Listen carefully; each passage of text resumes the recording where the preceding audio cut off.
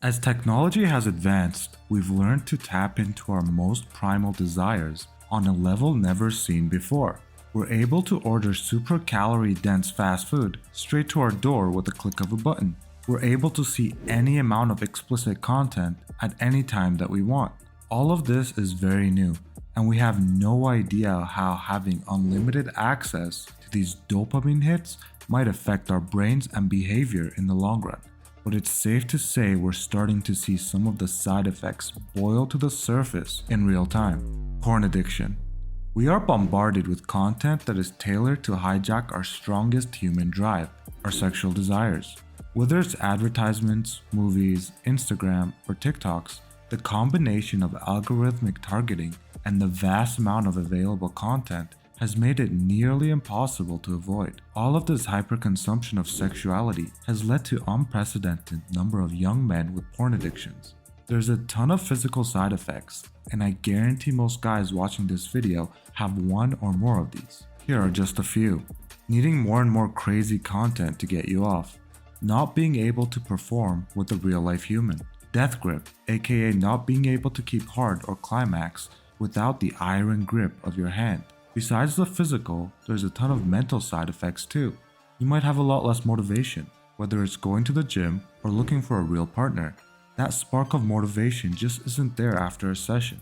You feel terrible about yourself afterwards, especially if you got off to some really freaky stuff you would never do in real life. And perhaps a very underrated one is the strain it has on your relationships. You'll be very hard pressed to keep a girlfriend if you can't perform with her. The science. So what actually is happening to your brain when it's consuming so much explicit content?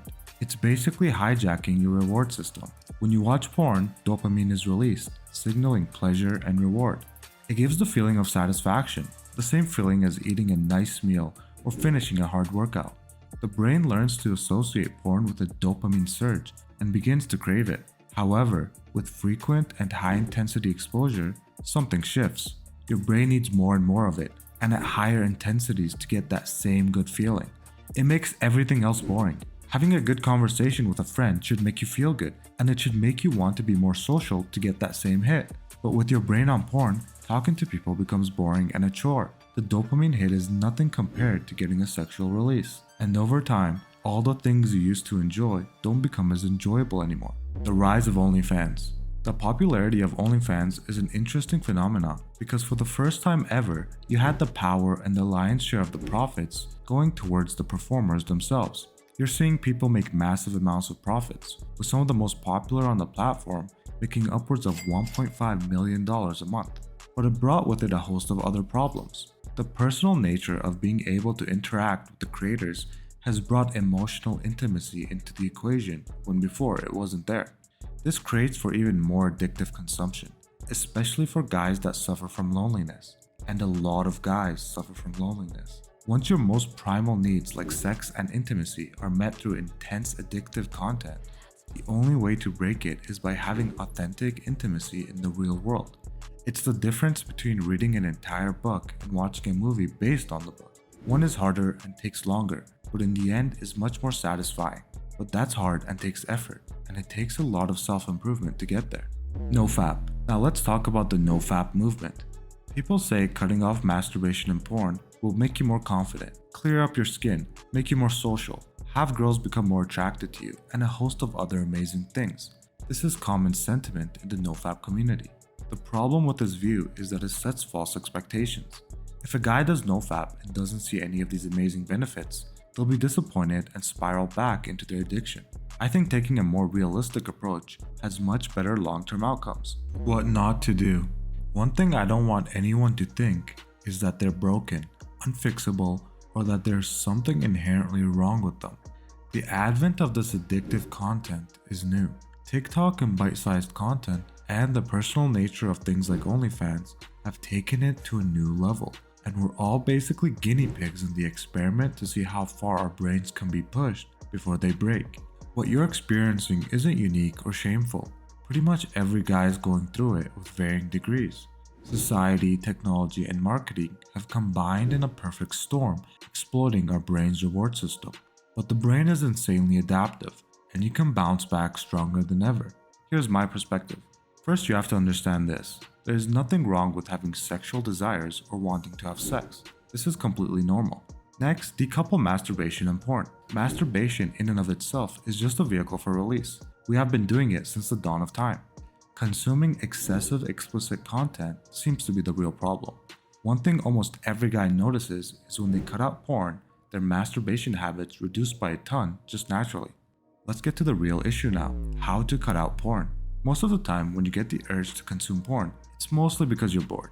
This can become a vicious cycle, and you masturbate it because you're bored. The key? Fill your time in with more things that keep you away from the screen. Be in more public spaces if you have to. Do your work or study at a cafe. Anything to keep you from being alone in front of a screen. Next, curate your feed. When I didn't have any junk food in the house, I had no desire to eat junk food. Curate your feed carefully.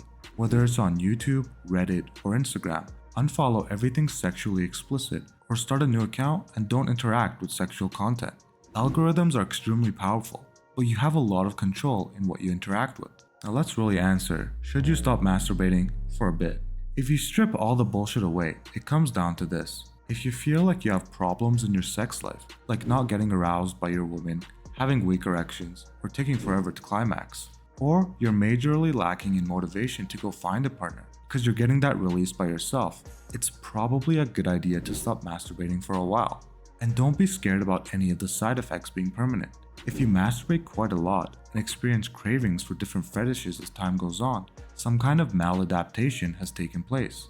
You'll bounce back to your regular likes after taking a break from jerking it.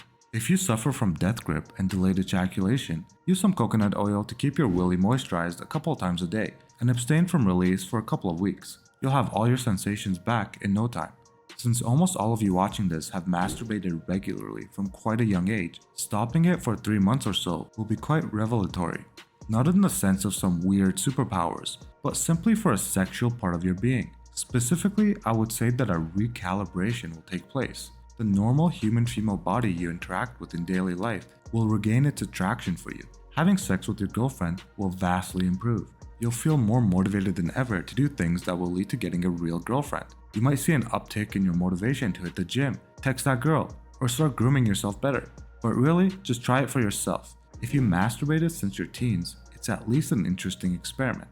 Nothing to lose. With that said, I hope you've enjoyed this video. Make sure to check out our website for new articles at OnPointFresh.com, our email list at OnPointFresh.com/email, and finally, our Instagram page at OnPointFreshCo for the best short form content you won't find anywhere else. Thanks for watching.